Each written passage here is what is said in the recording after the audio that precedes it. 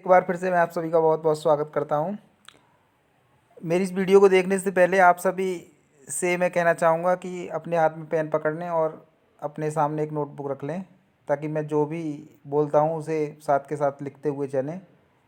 Rules for individual लिखा हुआ है सबसे पहले, और लिखा हुआ है बेसिक कंडीशनल और एडिशनल कंडीशन। बेसिक कंडीशंस क्या होती हैं और एडिशनल कंडीशंस क्या होती हैं, ठीक है।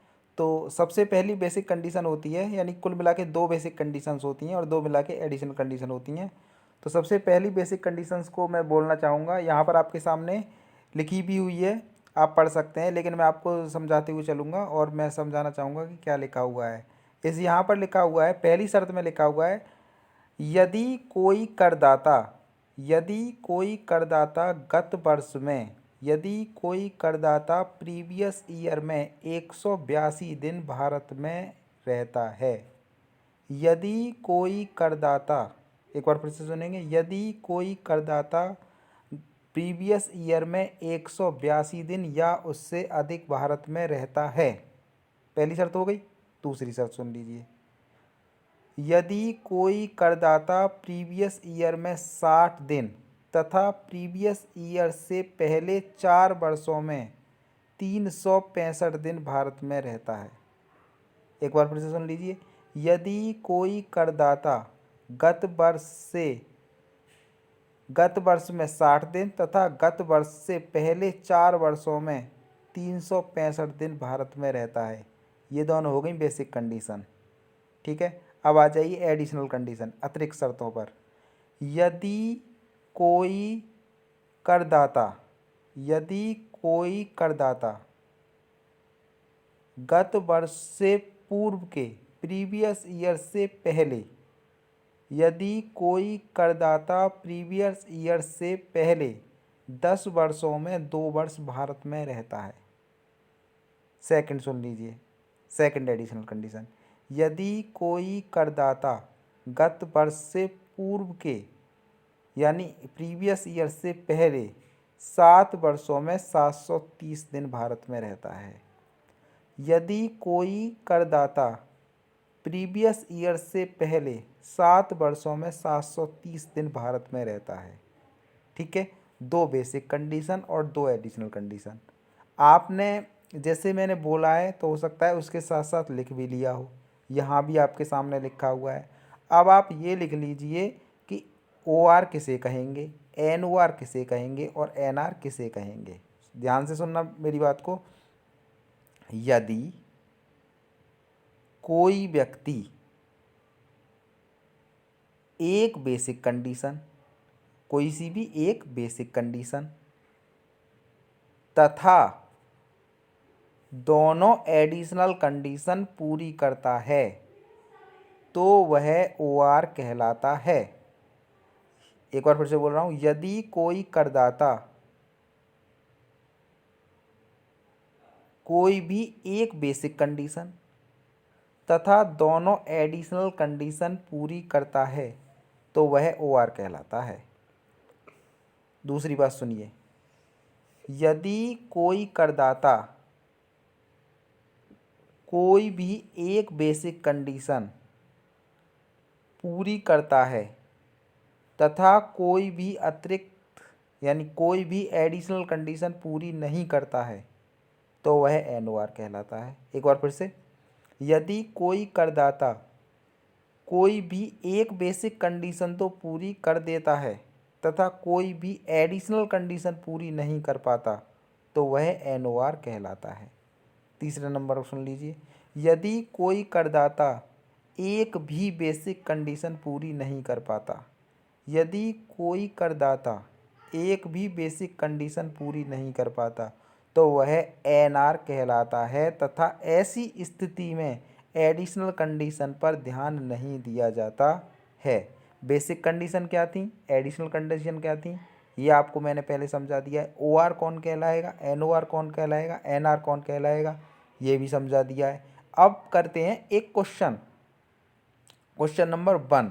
कौन सा क्वेश्चन करते हैं, क्वेश्चन नंबर 1 करते हैं, ताकि आपके सारे डाउट्स क्लियर हो जाएं, ठीक है। चलिए कोशिश करते हैं क्वेश्चन नंबर 1 को समझाने की। तो अभी आपके सामने आ चुका है क्वेश्चन नंबर 1। आप अपनी बुक खोल लें, जो भी आपके पास बुक है। Doctor A.K. गर्ग स्वाति प्रकाशन की बुक मैंने आपको बता दी थी। चलिए क्वेश्चन को देख लेते हैं एक बार। ठीक है बच्चों, आइए पढ़ते हैं क्वेश्चन को। Mister Bansal come to India for the first time. Mister Bansal पहली बार इंडिया आए हैं अमेरिका से। मिस्टर बंसल अमेरिका से पहली बार इंडिया आए हैं। कब आए हैं? ऑन 10 जून 2019, 10 जून 2019 को पहली बार भारत आए हैं अमेरिका से। एंड रिटर्न टू अमेरिका, और अमेरिका को वापस कब गए हैं? ये वापस गए हैं 6 दिसंबर को। तो एक बार मैं क्वेश्चन को बोल रहा हूँ फिर से। मिस्टर बंसल अमेरिका से 10 जून 2019 को पहली बार भारत आए तथा 6 दिसंबर 2019 को वापस चले गए। अब आपको ये बताना है कि वह OR हैं, NOR हैं तथा NR हैं, कौन से हैं। ठीक है, तो क्वेश्चन को सॉल्व करने का तरीका, सबसे पहले लिखेंगे प्रीवियस ईयर, PY सबसे पहले लिखेंगे और लिखेंगे 2019-20 लिख देंगे इस तरीके से। जो कब से स्टार्ट होगा? 1 अप्रैल 2019 से स्टार्ट होगा और ख़त्म कब हो जाएगा? 31 मार्च 2020 को ख़त्म हो जाएगा। ठीक है, प्रीवियस ईयर हमारा, प्रीवियस ईयर कौन सा है? 2019-20। जो स्टार्ट कब से होगा? 1 अप्रैल 2019 से स्टार्ट होगा तथा 31 मार्च 2020 को ख़त्म हो जाएगा। आइए अब इनके करते हैं डेज काउंट कि कितने दिन ये भारत में रुके। ठीक है, तो कब आए थे? 10 जून को आए थे। तो सबसे पहले आप मुझे जून के दिन बता दो कि जून में कितने दिन रुके। तो आप कहेंगे कि सर जून में तो रुके 21 दिन। कैसे 21 दिन रुके? कि भाई 10 तारीख को आ गए और 10 और 20 कितने हो गए? 30 हो गए। जून का महीना 30 का होता है। ठीक है, 21 दिन जून में हो गए। जुलाई में कितने हो गए? 31 दिन हो गए। अगस्त में कितने दिन हो गए? 31 दिन हो गए। सितंबर में कितने दिन हो गए? 30 दिन हो गए। अक्टूबर में कितने दिन हो गए? 31 दिन हो गए। नवंबर में कितने दिन हो गए? 30 दिन हो गए। और दिसंबर में कितने दिन हो गए? दिसंबर में हो गए 6 दिन, क्योंकि छठे दिन वापस चले गए, 6 दिसंबर को वापस चले गए हैं। तो कुल मिला के जब अगर टोटल डेज को हम काउंट करते हैं तो ये बैठते हैं 180, यानी 180 दिन। कितने दिन बैठते हैं? 180 दिन बैठते हैं। ठीक है, कितने दिन बैठते हैं? 180 दिन। पहली शर्त क्या कहती थी बेसिक कंडीशन की? देख लीजिए, क्या कहती थी? पहली बेसिक कंडीशन कहती थी गत वर्ष में 182 दिन, यानी प्रीवियस ईयर में 182 दिन भारत में रुकना जरूरी है कम से कम। चलो कोई नहीं, ये वाली शर्त पूरी नहीं हो पा रही, दूसरी वाली देख लेते हैं जो सेकंड लिखी हुई है नीचे। प्रीवियस ईयर में 60 दिन तथा प्रीवियस ईयर से पहले 4 वर्षों में 365 दिन भारत में रुकना जरूरी है। ये शर्त ये पूरी नहीं कर पाएंगे। 60 दिन वाली तो पूरी कर देंगे, प्रीवियस ईयर में 60 दिन तो रुक लिए, 180 दिन रुक लिए, 60 दिन से ज़्यादा रुक लिए। लेकिन प्रीवियस ईयर से पहले 4 वर्षों में ये भारत कभी आए नहीं, तो रुके ही कहाँ से होंगे। तो एक भी बेसिक कंडीशन नहीं पूरी कर पा रहे। और मैंने क्या बताया था, ऐसी स्थिति में क्या होता है? जब कोई व्यक्ति एक भी बेसिक कंडीशन पूरी नहीं कर पाता है तो उसे नॉन रेसिडेंट निर्धारित कर दिया जाता है। ऐसी स्थिति में एडिशनल कंडीशन को ध्यान में भी नहीं रखा जाता है। कोई एडिशनल कंडीशन को ध्यान में नहीं रखा जाता है कि पूरी करेंगे या नहीं कर पाएंगे। तो ये क्वेश्चन आपका कंप्लीट हो चुका है और मैं आशा करता हूँ कि पूरे तरीके से आपके समझ में ये क्वेश्चन आ गया होगा।